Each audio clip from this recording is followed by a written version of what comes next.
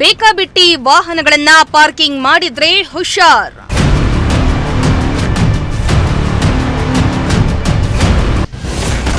ಬೆಂಗಳೂರಿನಲ್ಲಿ ಮತ್ತೆ ಟೋಯಿಂಗ್ ಕಾರ್ಯಾಚರಣೆ.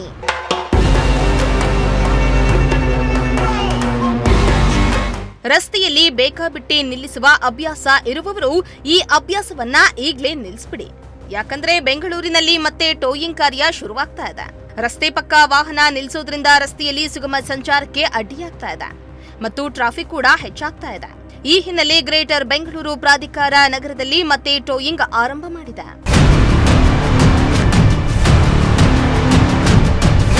ಇನ್ನು ಬೆಂಗಳೂರು ದಕ್ಷಿಣ ಭಾಗದಲ್ಲಿ ಅಕ್ರಮ ಪಾರ್ಕಿಂಗ್ ಮತ್ತು ಅನಾಥ ವಾಹನಗಳ ವಿರುದ್ಧ ಕಟ್ಟುನಿಟ್ಟಿನ ಕ್ರಮ ಕೈಗೊಳ್ಳಲಾಗಿದೆ.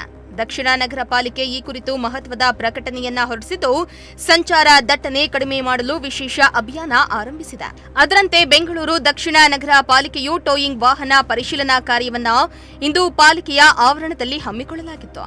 ಒಟ್ಟು 6 ಟೋಯಿಂಗ್ ವಾಹನಗಳ ಮೂಲಕ ದಕ್ಷಿಣ ವಲಯದಲ್ಲಿ ನಿರಂತರ ಟೋಯಿಂಗ್ ಕಾರ್ಯಾಚರಣೆ ನಡೆಯಲಿದೆ. ಈ ಕಾರ್ಯಾಚರಣೆ ಟ್ರಾಫಿಕ್ ಪೊಲೀಸರ ಉಸ್ತುವಾರಿಯಲ್ಲಿ ನಡೆಯಲಿದ್ದು, ರಸ್ತೆಯಲ್ಲಿನ ಅಡೆತಡೆಗಳನ್ನು ತೆರವುಗೊಳಿಸಲು ಉದ್ದೇಶಿಸಲಾಗಿದೆ.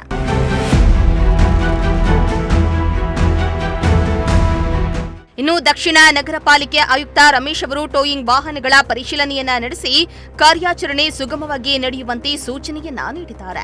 ಒಟ್ನಲ್ಲಿ ಟ್ರಾಫಿಕ್ ನಿಯಂತ್ರಣ ಹಾಗೂ ಸಂಚಾರ ಸುಗಮದಂತೆ ಬೆಂಗಳೂರು ದಕ್ಷಿಣ ನಗರ ಪಾಲಿಕೆ ಕಠಿಣ ಕ್ರಮಗಳನ್ನ ಜಾರಿಗೆ ತಂದಿದೆ. ಯಾವ ರೀತಿ ಜಾರಿಗೆ ಬರುತ್ತೆ ಅನ್ನೋದನ್ನ ಕಾದು ನೋಡಬೇಕಾಗಿದೆ.